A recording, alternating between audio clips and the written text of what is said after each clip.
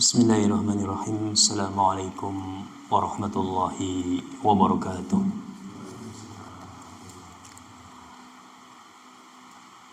Alhamdulillah hamdan katsiran tayyiban mubarakan fih kama yuhibbu rabbuna wa yardahu. Asyhadu an la ilaha illallah wahdahu la syarika lah wa asyhadu anna Muhammadan abduhu wa rasuluh. Allahumma salli wa sallim wa barik ala nabiyyina Muhammadin wa ala alihi wa sahbihi wa man tabi'ahum bi ihsanin ila yaumiddin, amma ba'd.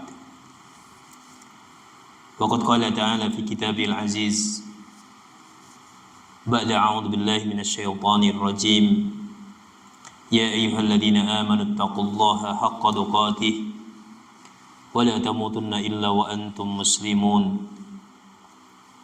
Wa qala ya ayyuhalladzina amanu taqullaha wa qulu qawlan sadida yuslih lakum a'malakum wa yaghfir lakum dhunubakum wa man yuti'illaha wa rasulahu faqad faza fawzan 'azima. Wa qala alaihi salatu wassalam, ittaqillaha haitsuma kunta wa atbi'is sayyi'atal hasanata tamhuha wa khaliqin nasa bi khuluqin hasan. Masyiral muslimin rahimani wa rahimakumullah jami'an. Alhamdulillah, segala puji bagi Allah Subhanahu wa taala yang sampai malam ini masih memberikan begitu banyak kenikmatan kepada kita semuanya. Nikmat yang kita terima tidak pernah putus diberikan oleh Allah Subhanahu wa taala kepada kita. Nikmat yang terkecil sampai nikmat yang besar yang tidak mungkin kita untuk memerincinya satu persatu. Semenjak kita diri dalam kandungan ibu-ibu kita, bahkan sampai Allah Subhanahu wa taala takdirkan kita sampai saat ini. Itu kalau kita hitung berapa nikmat yang telah kita terima dari Allah Subhanahu wa taala, tentu sangat banyak. Kan gitu. Sangat banyak nikmat yang kita terima dari Allah Subhanahu wa taala sampai saat ini. Ya. Kalau begitu berarti Allah Subhanahu wa taala dengan kenikmatan-kenikmatan yang diberikan olehnya kepada kita semuanya, apa tanggung jawab kita? Tanggung jawab kita yang pertama adalah mensyukuri nikmat tersebut. Nikmat yang diberikan oleh Allah Subhanahu wa taala harus kita syukuri. Kita harus senantiasa berterima kasih kepada Allah Subhanahu wa taala. Kalau kita diberi manusia saja sesuatu yang bermanfaat untuk diri kita, kita harus sebagai adabnya kita harus mengucapkan apa? Terima kasih. Terlebih kepada zat yang telah menciptakan kita, yang telah menghidupkan kita, yang telah mencukupi semua kebutuhan kita. Harus kita banyak-banyak berterima kasih kepada Allah Subhanahu wa taala. Ini yang perlu kita perhatikan. Sudahkah kita banyak berterima kasih kepada Allah Subhanahu wa taala sampai saat ini? Sudahkah kita banyak bersyukur atas nikmat yang kita terima selama ini? Sudahkah kita banyak mengucapkan alhamdulillah? Sudahkah kita banyak menggunakan kenikmatan tersebut dalam rangka semakin mendekatkan diri kepada Allah? Itu pertanyaan-pertanyaan yang harus kita jawab. Ya, tentunya kita jawab untuk diri kita sendiri. Ya. Allah Subhanahu wa taala sudah sekian lama memberikan kenikmatan kepada kita semuanya. Apakah kita sudah banyak bersyukur? Termasuk bersyukur di sini adalah dengan mengucapkan alhamdulillah, banyak mengucapkan alhamdulillah. Kemudian esensi dari syukur kepada Allah Subhanahu wa taala sebenarnya apa? Menggunakan nikmat yang diberikan oleh Allah Subhanahu wa taala untuk semakin dekat kepada Allah Subhanahu wa taala, bukan sebaliknya. Ya, orang diberikan nikmat dunia rata-rata pun Pak, Bu. Orang disibukkan dengan dunia, rata-rata mereka semakin jauh dari agama, semakin jauh dari ibadah kepada Allah Subhanahu wa taala. Ketika dipanggil dengan seruan adzan, sebentar, masih sibuk. Ya, ini nanggung. Pekerjaan belum tuntas, pekerjaan belum selesai, dan seterusnya alasan-alasan yang lainnya. Bukankah ini merupakan sesuatu yang semestinya tidak dilakukan seorang hamba karena dia sudah menerima nikmat yang begitu banyak dari Allah Subhanahu wa taala. Oleh karena itu, Bapak Ibu yang dimuliakan oleh Allah Subhanahu wa taala, marilah dengan umur yang masih diberikan oleh Allah Subhanahu wa taala kepada kita pergunakan banyak kesempatan ini untuk mendekatkan diri kepada Allah Subhanahu wa taala. Banyak beristighfar, banyak bertaubat kepada Allah Subhanahu wa taala, banyak minta kebaikan, terutama kebaikan di akhirat kita. Karena urusan dunia bagi bapak-bapak yang mohon maaf sudah sepuh, sudah melewati angka 50, itu ibaratnya dunia sudah selesai. Ibaratnya kalau dunia sudah selesai, apa yang mau kita cari? Yang kita cari adalah bekal untuk kehidupan akhirat. Usia tidak ada yang tahu. Ya, entah muda, entah tua. Itu kalau sudah saat, sudah pasti datangnya, sudah waktu datangnya, kita tidak bisa meminta undur, minta untuk diundur ataupun minta disegerakan, tidak bisa. Ya, sebagaimana yang terjadi dengan salah satu ustadz kita, rahimahullah taala, Ustadz Andi Bangkit. Ternyata Allah Subhanahu wa taala sudah cukupkan umur beliau, cukupkan rizki beliau sampai umur 42 tahun. Masih sangat muda kan itu. Masih sangat muda, 42 tahun, karena saya itu sudah 47 kan itu. Berarti selisih 5 tahun. Berarti memang usia beliau rahimahullah taala, umurnya Ustadz Andi Bangkit memang sudah dicukupkan oleh Allah Subhanahu wa taala. Ini sebagai pelajaran bagi kita yang masih hidup, bahwasanya yang namanya kematian, yang namanya maut itu tidak menunggu usia, tidak harus menunggu sakit, bisa datang kapan saja. Nah, ketika Allah Subhanahu wa taala ibaratnya masih memberikan tangguh kepada kita, kesempatan kepada kita untuk bernafas, ya entah sampai kapan kan itu, maka kita pergunakan kesempatan ini untuk banyak bertaubat kepada Allah Subhanahu wa taala, banyak kembali kepada Allah, mengerjakan banyak kebaikan, amal saleh yang sangat banyak sekali. Semoga dengan kesempatan yang diberikan oleh Allah Subhanahu wa taala, kita menjadi hamba-hamba yang semakin ingat kepada Allah Subhanahu wa taala. Salah satu bekal yang bisa kita bawa adalah seperti yang kita lakukan sekarang ini, menghadiri majelis ilmu. Ya, sebagaimana sabda Rasulullah sallallahu alaihi wasallam, "Man salaka tariqan yaltamisu fihi ilman, sahhalallahu bihi tariqan ilal jannah." Barang siapa yang menempuh suatu jalan, ya, tindak dari rumah sampai ke tempat pengajian, sampai ke masjid, dalam rangka untuk apa? Menuntut ilmu, maka apa kata Rasulullah? Sahhalallahu bihi tariqan ilal jannah. Maka Allah akan mudahkan dengan sebab dia datang ke majelis ilmu, ke tempat-tempat pengajian, dimudahkan apanya? Jalan menuju ke surganya Allah Subhanahu wa taala. Masya Allah. Ya, ini hanya datang saja kan itu. Hanya sekedar datang, para ulama menjelaskan, hanya sekedar datang dari rumah, duduk di majelis ilmu, duduk di tempat pengajian, Allah sudah berikan tiket kemudahan untuk menuju ke surga. Belum lagi dia mendapatkan ilmu, belum lagi dia mengamalkan ilmu yang dia dapat di majelis pengajian, maka begitu banyak pahala yang akan kita dapatkan. Ya, hanya datang ke tempat majelis ilmu, Allah sudah mudahkan langkah kita nanti mendapatkan surganya Allah Subhanahu wa taala. Bapak Ibu yang dimuliakan oleh Allah Subhanahu wa taala, dan ternyata yang paling berat dalam kehidupan kita apa, Pak? Bu?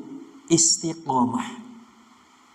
istiqomah untuk menjalankan sholat berjamaah bagi kakung, ya, para pria yang sudah dewasa. Istiqomah itu sangat berat, ya. Istiqomah dalam menghadiri majelis ilmu, ya,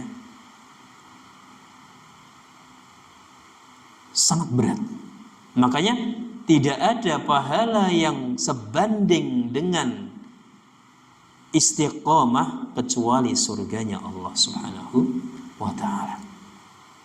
Dan istiqomah inilah yang dicintai oleh Allah Subhanahu wa ta'ala, ya. Karena Rasulullah sallallahu alaihi wasallam pernah menyatakan, amalan yang paling dicintai oleh Allah Subhanahu wa ta'ala, ahabbul a'mali ilallahi adwamuha wa in qalla, kata Rasulullah sallallahu alaihi wasallam. Amalan yang paling dicintai oleh Allah Subhanahu wa ta'ala adalah yang paling rutin dikerjakan. Artinya apa? Yang paling istiqomah dikerjakan. Salat malam meskipun 3 rakaat, 1 rakaat rutin dikerjakan, itu langkung saya, ya. Lebih bagus daripada seorang itu mengerjakan salat malam 1 malam 23 rakaat. 1 malam itu saja, setelah itu tinggalkan. Ini masih lebih baik, masih lebih bagus 1 rakaat atau 3 rakaat tiap malam rutin dikerjakan, ya. Wa in qalla, meskipun sedikit, itu lebih dicintai oleh Allah Subhanahu wa ta'ala. Maka sungguh sangat beruntung orang yang bisa menjalankan keistiqomahan di dalam hidupnya, ya, terutama kita-kita yang sudah lebih usianya dari 40 tahun harus lebih menitik beratkan kepada kehidupan akhirat, gitu. Ya, dunia masih kita pikir, tapi kehidupan akhirat harus kita fokuskan. Lebih kita titik beratkan di situ kehidupan akhirat kita. Apa yang sudah kita bawa untuk menghadap Allah Subhanahu wa ta'ala? Selama ini apakah saya sudah mengumpulkan amalan-amalan yang soleh yang dicintai oleh Allah Subhanahu wa ta'ala atau belum? Itu harus kita, kalau orang Jawa mengatakan harus dipetani, yang itu harus dipetani, ya, harus dilihat-lihat kembali, introspeksi diri, muhasabah diri, dihitung-hitung kembali apakah amalan kita sudah begitu cukup untuk menghadap Allah Subhanahu wa ta'ala, ataukah sebaliknya masih sangat kurang. Kalau masih sangat kurang, mari kita gunakan kesempatan yang masih tersisa ini, ya, untuk banyak beramal soleh. Ya, bahkan Rasulullah sallallahu alaihi wasallam menyatakan, kun fid dunya ka'annaka gharibun aw sabilu aw ala sabil, ya, aw abiru sabilin, ya. Jadilah engkau itu hidup di dunia ini seperti engkau orang asing. Orang asing yang singgah di suatu tempat yang tidak kita kenal, atau sebagai orang yang melintasi suatu jalan saja. Tentu ini sebentar waktu yang kita gunakan. Sedangkan kehidupan atau rumah hakiki kita adalah di mana? Di akhirat. Wal akhiratu khairu wa abqa. Kehidupan akhirat itu lebih baik dan lebih kekal di sisi Allah Subhanahu wa ta'ala. Masyarul muslimin, bapak-bapak dan ibu-ibu yang dimuliakan oleh Allah Subhanahu wa ta'ala, ini sekedar mukadimah, ya, pembukaan yang secara khusus saya tujukan untuk diri kaula pribadi, ya, sebagai pengingat untuk saya sendiri bahwasanya saya sudah umurnya sudah lebih dari 40 tahun, maka harus berhati-hati, harus banyak mengingat kehidupan akhirat daripada kehidupan dunia. Dan secara umum semoga ini bermanfaat untuk kita semuanya. Amin amin ya rabbal alamin. Masyarul muslimin, ikhwatal iman yang dimuliakan oleh Allah Subhanahu wa ta'ala, pada malam hari ini kita akan kembali melanjutkan pembahasan hadis Al-Arba'in An-Nawawiyah, yang kita sudah sampai pembahasan hadis yang nomor 3, ya. Hadis yang nomor 3 ini kita bahas beberapa kali pertemuan, belum selesai, dan insya Allah akan kita selesaikan pada malam hari ini, ya. Masyarul muslimin yang dimuliakan oleh Allah Subhanahu wa ta'ala, monggo ingkang sampun kagungan seratipun dibuka hadis ingkang angka 3, ya. Kita baca kembali. An Abi Abdurrahman Abdullah bin Umar bin Khattab radhiyallahu taala anhu anhuma qala sami'tu an-nabiy sallallahu alaihi wa ala alihi wasallam yaqul, dari Abu Abdurrahman Abdullah ibnu Umar ibnu Khattab radhiyallahu taala anhuma, beliau mengatakan, aku telah mendengar Nabi kita Muhammad sallallahu alaihi wa ala alihi wasallam bersabda, buniyal islamu ala khamsin, Islam itu dibangun di atas 5 pilar atau 5 dasar. Yang pertama, syahadati alla ilaha illallah wa anna muhammadar rasulullah.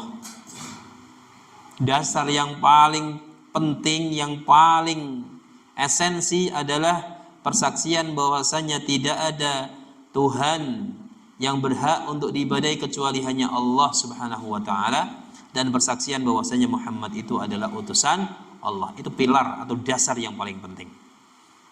Wa iqamis shalah, kemudian didirikan di atas menegakkan salat.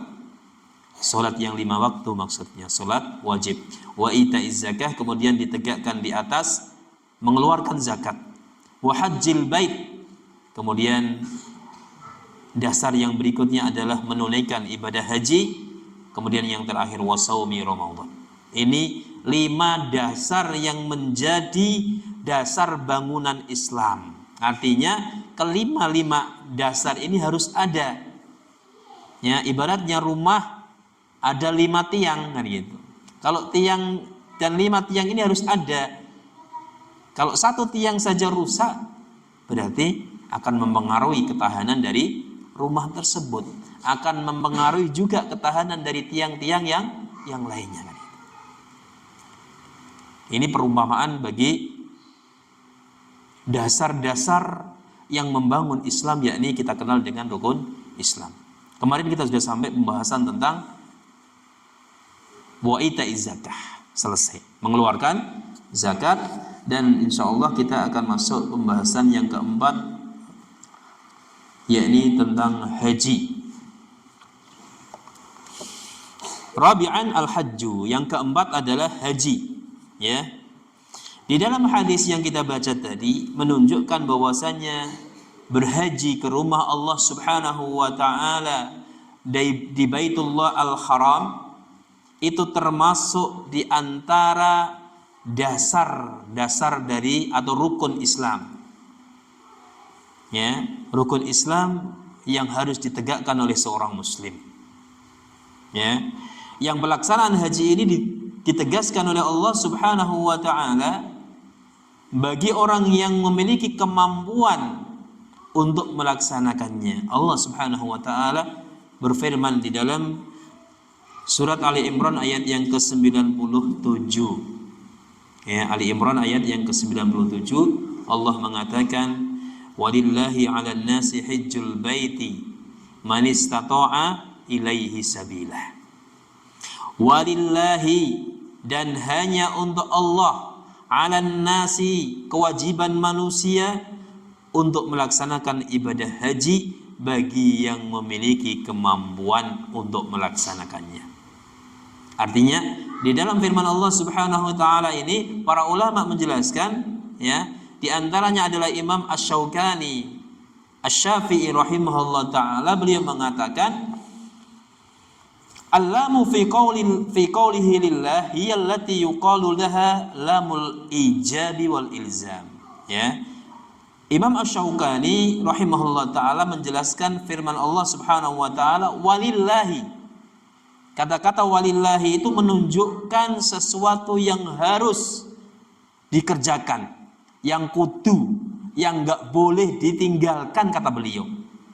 Ilzam, yang harus. Ya. Summa zada hadzal ma'na ta'kidan harfu ala, kemudian ditambah lagi dengan huruf ala. Walillahi 'alan nasi. Ya. Wajib dikerjakan oleh manusia untuk Allah. Apa yang wajib? Mengerjakan ibadah haji bagi yang mampu. Ya, bagi yang mampu. Ini menunjukkan apa? Menunjukkan wajibnya mengerjakan ibadah haji, menunaikan ibadah haji bagi yang sudah memiliki kemampuan. Ini. Dan ibadah haji itu ternyata itu panggilan dari Allah Subhanahu wa taala, gitu. Tidak serta-merta orang kaya itu mau melaksanakan ibadah haji. Dan tidak sedikit pula orang yang miskin secara kalkulasi materi kurang, tapi dia dimudahkan untuk datang ke Baitullah Al-Haram. Banyak cerita, banyak fakta yang terjadi seperti itu. Artinya orang yang dimudahkan datang menjadi tamu Allah, itulah orang yang dimudahkan oleh Allah Subhanahu wa taala untuk melaksanakan ibadah haji. Ya. Di tempat saya ada orang yang kaya raya, tuan tanah. Tanahnya di mana-mana gitu. Ya, enggak punya anak gitu. Sudah enggak ngurusi apa-apa. Tanah banyak, sawahnya begitu banyak. Ya. Di banyak titik itu banyak sekali. Tapi tidak sedikit pun ada keinginan dari beliau untuk melaksanakan ibadah haji atau bahkan umrah pun nggak ingin. Ya. Sampai dipundut oleh Allah Subhanahu wa taala sampai meninggal dunia. Ya, akhirnya apa? Akhirnya tanah yang banyak, sawah yang begitu luas, akhirnya apa? Tidak berkah. Ya, tidak berkahnya gimana? Tidak berkahnya itu dibagi-bagi oleh orang yang tidak berhak untuk menerimanya. Ya, istilah jadi rebutan. Jadi rebutan dari saudara-saudara, dari keponak-keponakannya, dari familinya yang jauh. Ya. Itulah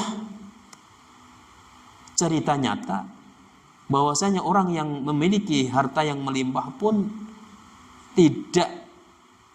ketika tidak dimudahkan oleh Allah Subhanahu wa taala untuk datang ke Baitullah Al-Haram dalam rangka untuk melaksanakan ibadah umrah ataupun haji, maka dia tidak akan mampu untuk melaksanakannya. Makanya kita harus senantiasa mohon kepada Allah Subhanahu wa taala kemudahan bagi yang belum kemudahan agar kita dimudahkan menjadi tamu-tamunya Allah Subhanahu wa taala. Ya. Bisa dimudahkan ya ziarah ke masjidnya Nabi Muhammad sallallahu alaihi wa ala alihi wasallam, ke Makkah, ke Madinah. Ya, semoga Allah mudahkan kita semuanya. Ya. Amin amin ya rabbal alamin. Ya. Beliau Imam Asy-Syaukani mengatakan fa innahu min awdahid dalalati 'alal wujubi indal Arab. Firman Allah Subhanahu wa taala walillahi 'alan nasi hajjul baiti man istata'a ilaihi sabila, itu menunjukkan kewajiban yang harus ditunaikan oleh seorang hamba kepada Allah Subhanahu wa taala. Ini menunjukkan kewajiban yang sangat ditekankan. Tapi dikaitkan dengan apa tadi? Syarat kemampuan tadi. Mampu luar dalam gitu. Baik fisik maupun psikis ya. Jasmaninya kuat, hartanya ada, tapi psikisnya nggak kuat, nggak akan jalan kan itu. Keinginannya kuat, psikisnya kuat, tapi dohirnya, ya, fisiknya, materinya nggak ada, nggak akan jalan. Harus ada dua-duanya. Harus ada dua-duanya. Dan yang kita sampaikan tadi bahwasanya syarat untuk naik haji atau umrah itu tidak harus punya uang, ya, harus punya materi yang sangat banyak. Ya, saya memiliki teman, ya, beliau sudah merencanakan untuk haji, tapi dengan touring, naik motor. Jadi beliau sudah mempersiapkan setahun yang lalu untuk naik haji, tapi dengan apa? Dengan motor. Beliau sudah membentuk klub motor untuk sama-sama naik haji. Ya, sampai kemarin bulan Dzulhijjah, bulan apa, Pak? Ya, sebelum bulan Dzulhijjah kemarin itu udah mau siap-siap mau touring naik haji. Qadarullah, ya, di Vietnam sedang terjadi perang saudara kan gitu. Karena salah satu rute yang harus dilalui oleh teman kita tadi harus melalui Vietnam, maka tidak bisa, akhirnya batal. Tapi beliau memiliki azam, memiliki keinginan yang sangat, pokoknya harus haji tahun ini. Masya Allah.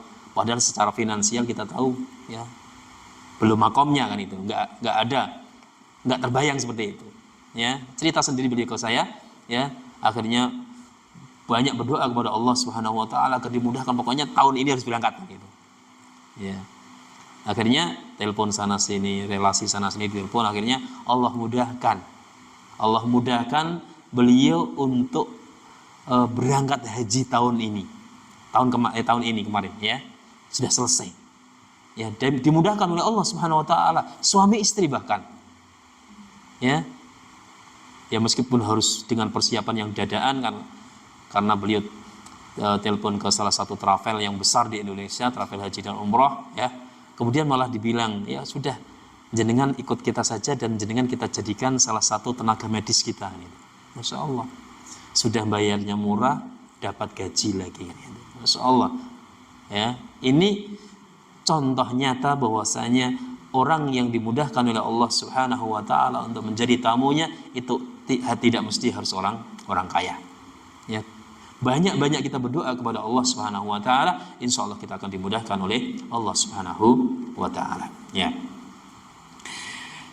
Wal hajju wajibun fil umri marratan wahidah. Para ulama menjelaskan ibadah haji ini hukum wajibnya itu cuma sekali dalam seumur hidup.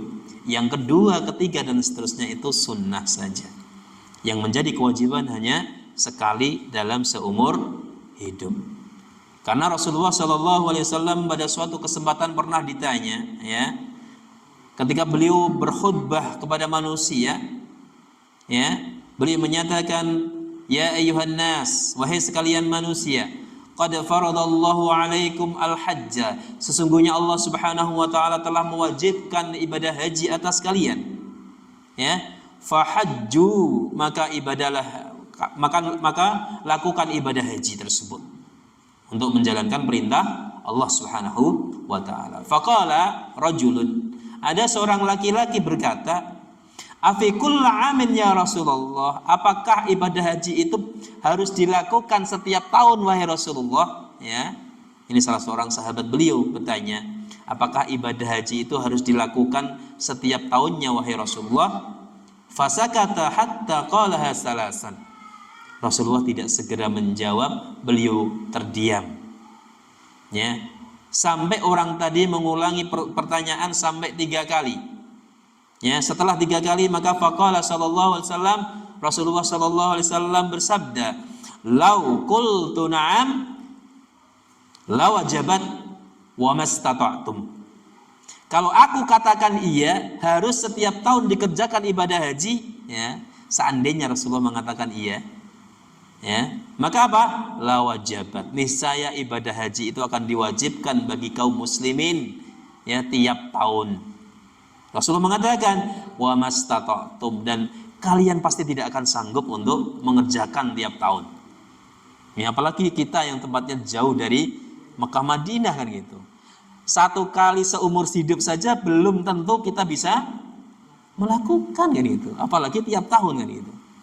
Masya Allah kan gitu.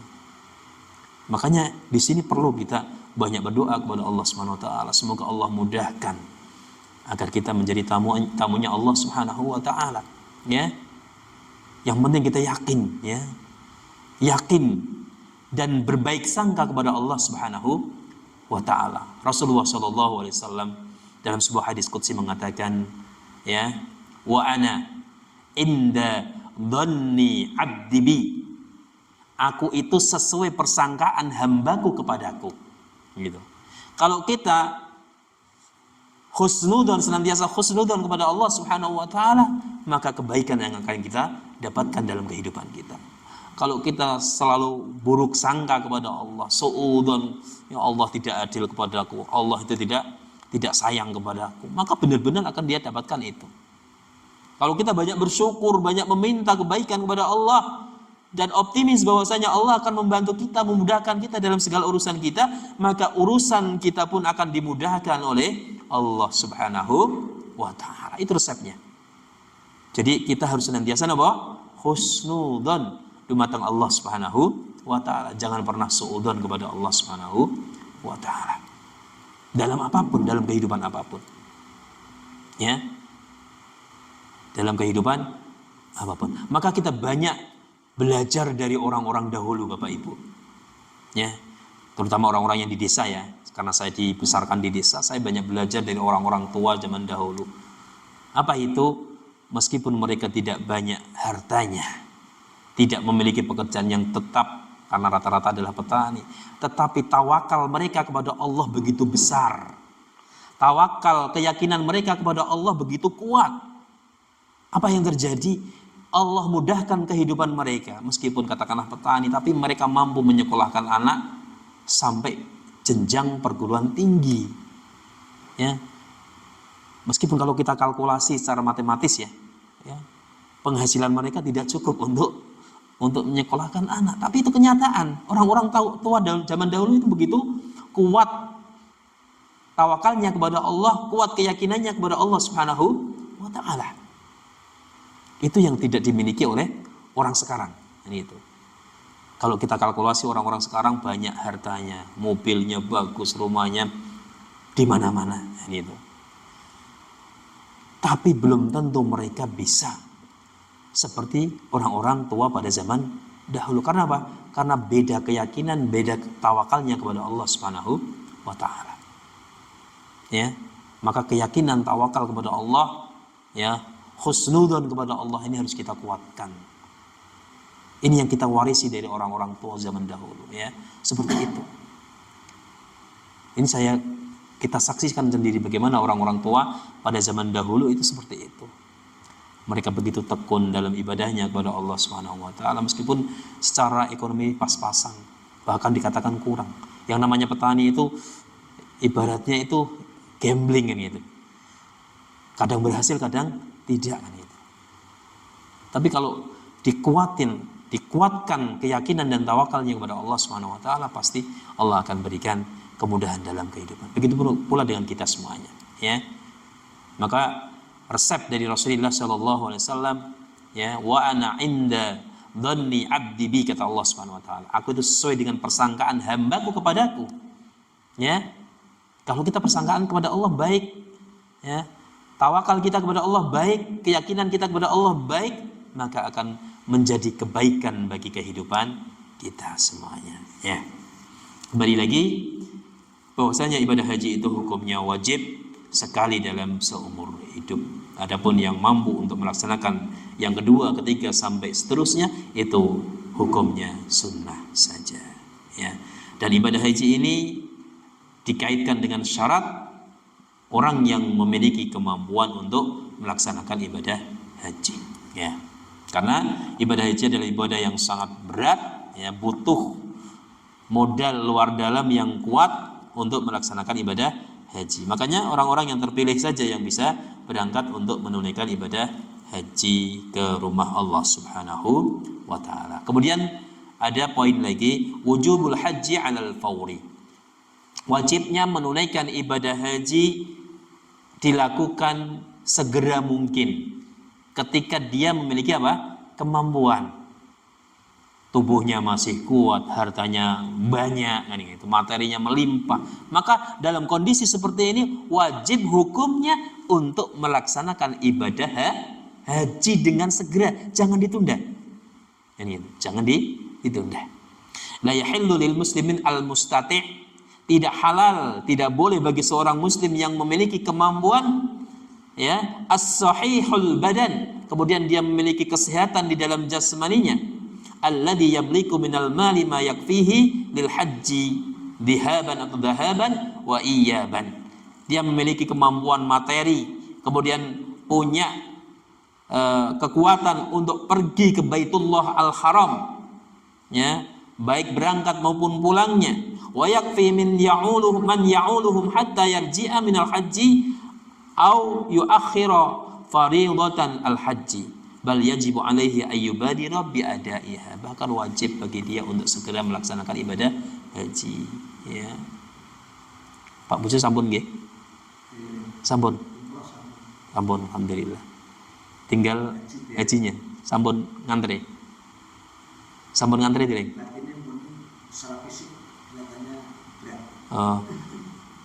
Tahun pinten kota berangkat haji? Belum ada gambaran. Minta kepada Allah, ya, semoga Allah mudahkan kepada kita. Walaupun usia Gimana? Kondisi? Nah, tidak, saya sampaikan tadi, tidak mesti harus orang yang ekonominya secara kasat mata baik kan gitu. Kalau kita berkeyakinan kuat, yakin kepada karunia Allah, kita mohon kemudahan kepada Allah, insya Allah kita akan dimudahkan oleh Allah Subhanahu wa Ta'ala. Yakin, ya, yakin saja. Yakin, yuk, bukan bermimpi ya, tapi kita sebagai seorang muslim harus memiliki keyakinan yang kuat. Ya, keyakinan yang kuat kita akan dipanggil oleh Allah Subhanahu wa Ta'ala untuk melaksanakan ibadah haji. Ya. Nah, bagi orang yang mampu, ya, yang mampu secara ekonomi, mampu badannya, kesehatannya ada, menunjang, ya, materinya ada, maka harus segera dilaksanakan, jangan ditunda lagi. Ya. Karena Rasulullah Shallallahu Alaihi Wasallam pernah menyatakan, ya, ta'ajjilu ilal hajj, bersegeralah kalian untuk melaksanakan ibadah haji, yakni al-fariidah, yakni ibadah haji yang pertama yang wajib. Fa inna ahadakum la yadri ma yu'radu lahu, karena salah seorang di antara kalian tidak tahu apa yang akan menjadi hambatan di dalam hidupnya untuk melaksanakan ibadah haji. Maka Rasulullah mengatakan bersegera. Kalau kita di sini memiliki kelapangan rezeki, segera. Meskipun kita harus menjual aset tanah, dan tanah itu tidak begitu penting bagi kita kan gitu. Tanahnya di mana-mana tadi, sawahnya banyak, harus dijual untuk melaksanakan ibadah haji kan itu. Kan itu harus segera, hukumnya segera. Ya, harus segera dilaksanakan karena umur kita tidak tahu sampai kapan, dan itu kewajiban. Kalau kewajiban tidak kita lakukan, maka hukumnya berdosa, karena kita sudah mampu untuk melaksanakan tapi kita menunda-nunda untuk ibadah haji. Kembali lagi tentang hukum ibadah haji tadi, bagi orang yang sudah memiliki kemampuan secara finansial, secara materi maupun kekuatan ada, kesehatan ada, maka bagi orang yang memiliki nikmat ini, ya, dia mendapatkan nikmat ini, maka dia harus bersegera untuk melaksanakan ibadah haji, karena Rasulullah memerintahkan dalam sabda beliau, ta'ajjilu ilal haji, bersegeralah kalian untuk menunaikan ibadah haji. Dalam kaidah, ya, usul, ya, ketika Allah atau Rasulnya memerintahkan segala sesuatu dengan lafaz konteks kalimat perintah, maka hukumnya adalah wajib. Itu yang pertama. Selama tidak ada hukum yang lain yang mengubah perintah tersebut, ya, dibatalkan sehingga menjadi hukumnya tidak wajib, maka dikembalikan kepada hukum asal perintah itu menunjukkan wajib. Maka bagi yang memiliki kelonggaran atau kecukupan harta atau harta yang lebih ataupun kemampuan yang lain juga ada, maka harus segera untuk melaksanakan ibadah haji. Bapak Ibu yang dimuliakan oleh Allah Subhanahu wa Ta'ala, kemudian yang berikutnya tentang anjuran yang begitu kuat dari Allah dan Rasulnya Shallallahu Alaihi Wasallam kepada kita untuk menunaikan ibadah haji. Ya, yang pertama bahwasanya haji itu merupakan amalan yang paling utama dalam rangka untuk mendekatkan diri dari seorang hamba kepada Allah Subhanahu wa Ta'ala. Jadi amalan yang paling utama yang bisa mendekatkan seorang hamba kepada Allah Subhanahu wa Ta'ala. Rasulullah Shallallahu Alaihi Wasallam, ya, pernah ditanya, So'ila Rasulullah Shallallahu Alaihi Wasallam, Kanjeng Nabi Shallallahu Alaihi Wasallam menika nate dipun tangkleti dening salah setunggalipun sahabat, ya, ayyul amali afdal, wahai duh Rasulullah, amal apakah yang paling utama? Maka beliau bersabda, qala imanun billahi wa rasulih, amalan yang paling utama adalah beriman kepada Allah dan beriman kepada Rasulnya. Qila summa madza, kemudian laki-laki itu bertanya lagi, kemudian apa lagi ya wahai Rasulullah amalan yang paling utama itu? Qala al jihadu fi sabilillah, amalan yang paling utama adalah jihad di jalan Allah. Kemudian qila summa madza, apalagi wahai Rasulullah? Qala hajjun mabrurun. Kemudian salah satu amalan yang paling utama setelah beriman kepada Allah, beriman kepada Rasulullah dan jihad di jalan Allah adalah melaksanakan ibadah haji. Ini tingkatannya. Iman kepada Allah, iman kepada Rasulnya, kemudian jihad di jalan Allah. Jihad ke medan perang maksudnya. Ini amalan yang paling utama, amalan yang paling dicintai oleh Allah Subhanahu wa taala. Bahkan dikatakan dirwatu sanamil Islam. Puncak daripada Islam adalah jihad di jalan Allah Subhanahu wa taala. Ya. Kalau pada zaman dahulu Rasulullah berjihad dengan perang, dengan perang mengangkat senjata. Kalau sekarang jihad di jalan Allah itu maknanya lebih luas lagi. Membela agama Allah Subhanahu wa taala dengan ucapan, dengan tulisan, dengan kemampuan, dengan harta dan seterusnya. Itu termasuk jihad di jalan Allah Subhanahu wa taala. Kemudian baru haji, melaksanakan ibadah haji, ya. Kemudian yang kedua, ya, bahwasanya apabila seorang muslim itu sudah melaksanakan ibadah haji seperti perintah Allah dan perintah Rasulnya, ya, dia menjaga adab-adab haji, menjaga rukun-rukun haji, menjaga semua ritual haji dari A sampai Z dengan benar sesuai dengan tuntunan Rasulullah Shallallahu Alaihi Wasallam, maka fal hajju yankihi minad dunubi wal khataya. Ibadah haji yang dilaksanakan seorang hamba ini bisa menghapus dosa-dosa dan kesalahannya. Kama yunakki as-sauba al-abyad minad danas. Seperti baju yang putih dicuci sampai bersih, tidak ada lagi kotoran. Ini ibarat orang yang melaksanakan ibadah haji.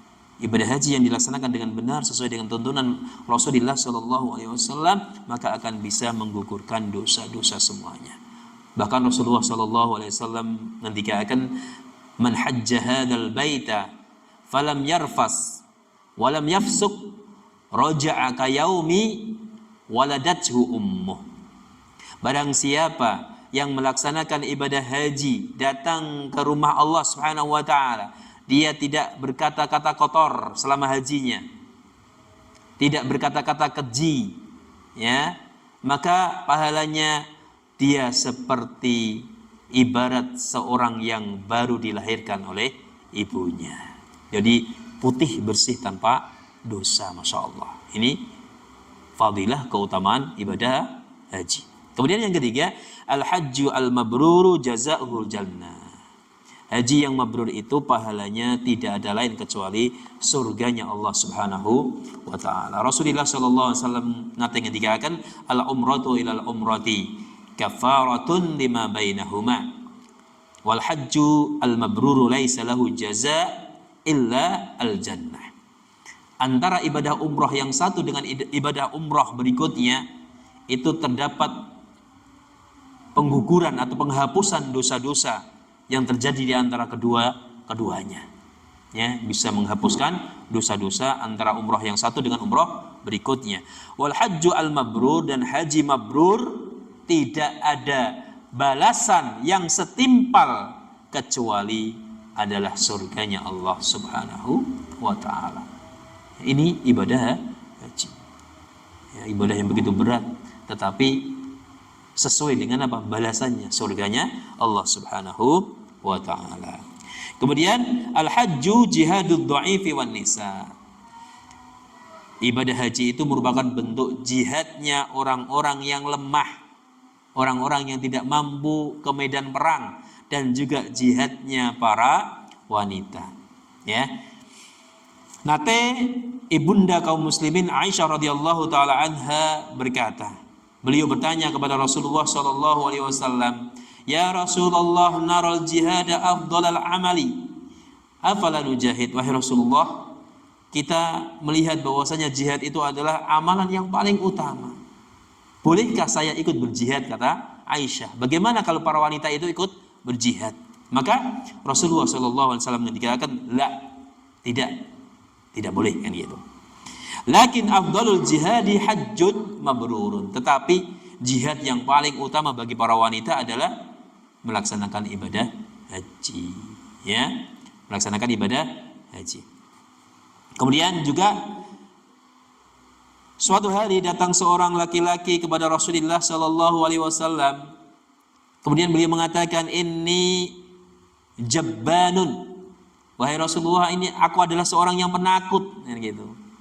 Penakut, tidak memiliki keberanian untuk mengikuti perang di medan peperangan. Wa inni dhaifun, dan saya adalah orang yang lemah fisiknya.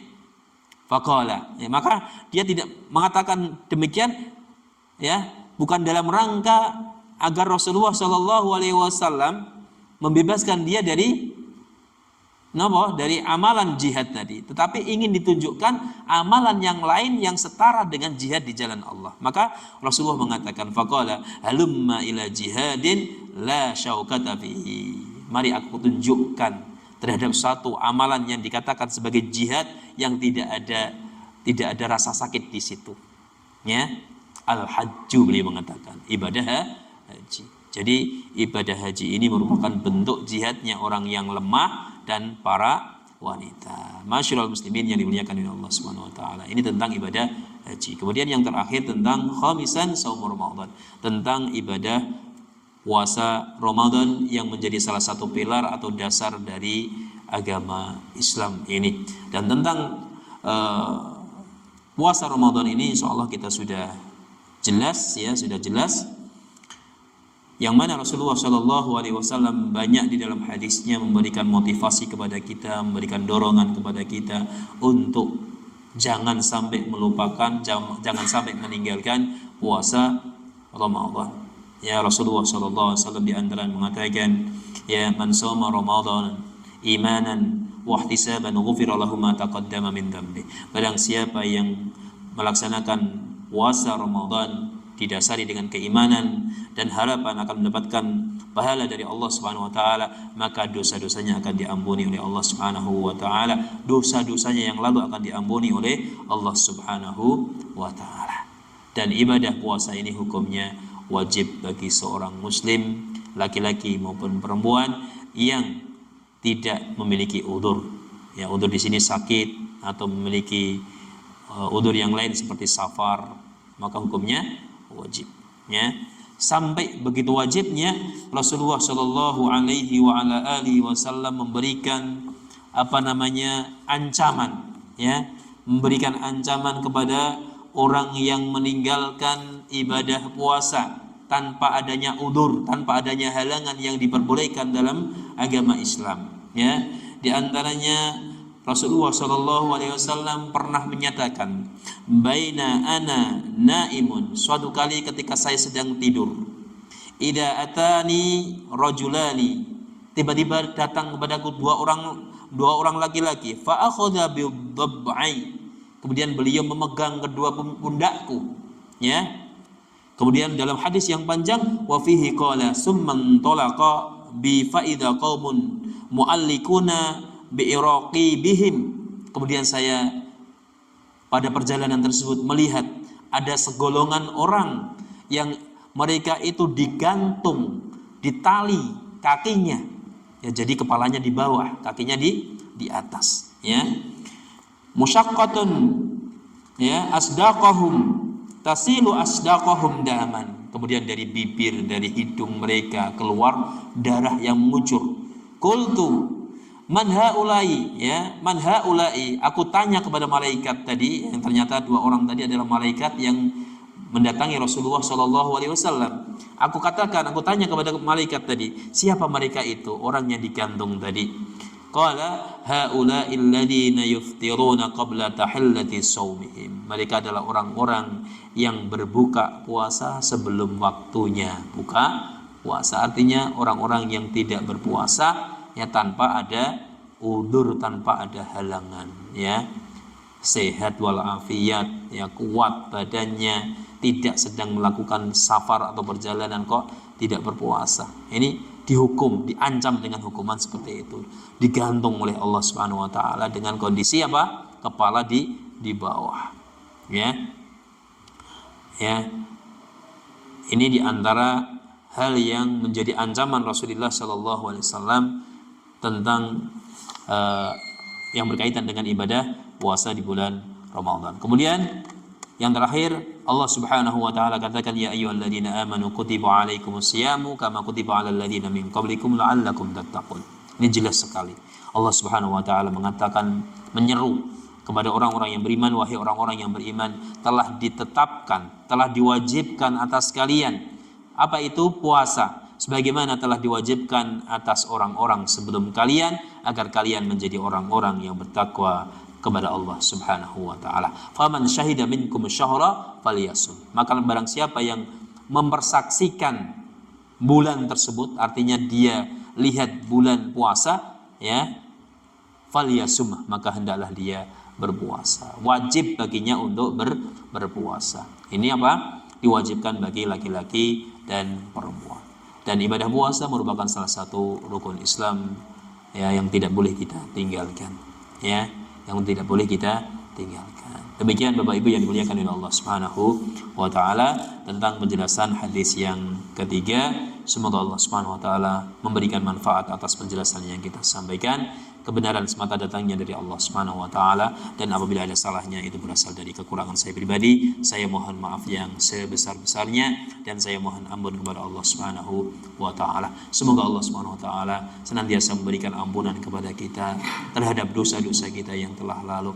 Kita yakin bahwasanya kita adalah hamba yang banyak berbuat dosa, banyak berbuat salah, banyak berbuat khilaf. Maka semoga Allah Subhanahu wa taala meleburkan dosa-dosa kita, ya, dari awal sampai akhir, kemudian kita dipertemukan dengan Allah Subhanahu wa taala dalam kondisi tidak membawa dosa sedikit pun, alias kita diampuni oleh Allah Subhanahu wa taala. Kemudian yang berikutnya Bapak Ibu yang dimuliakan oleh Allah Subhanahu wa taala, semoga Allah Subhanahu wa taala senantiasa memberikan manfaat terhadap ilmu yang kita miliki, kemudian senantiasa memberikan ilmu yang bermanfaat kepada kita semuanya, sebagaimana doa dari Rasulullah SAW, Allahumma alimna ma yanfa'una. Ya Allah, ajarkanlah kepada kami apa-apa yang bermanfaat untuk kami, ya, wanfa'na bima 'allamtana, dan berikanlah manfaat terhadap apa-apa yang telah Engkau ajarkan kepada kami semuanya, ya Rabbi zidna ilma, kemudian tambahkanlah ilmu kepada kami, ya, karena ilmu inilah yang akan membawa kita menuju kepada kebahagiaan di dunia kita sampai ke akhirat kita. Ilmu inilah yang akan menuntun kita ke surganya Allah Subhanahu wa taala. Ilmu inilah yang akan membawa kita masuk ke surganya Allah Subhanahu wa taala. Demikian yang bisa kita sampaikan, ya. Wassallallahu ala nabiyyina Muhammad wa ala alihi washabbihi wasallam. Walhamdulillahirabbil alamin. Kita tutup dengan doa kafaratul majlis. Subhanakallahumma wa bihamdika asyhadu an la ilaha illa anta astaghfiruka wa atubu ilaik. Assalamualaikum warahmatullahi wabarakatuh.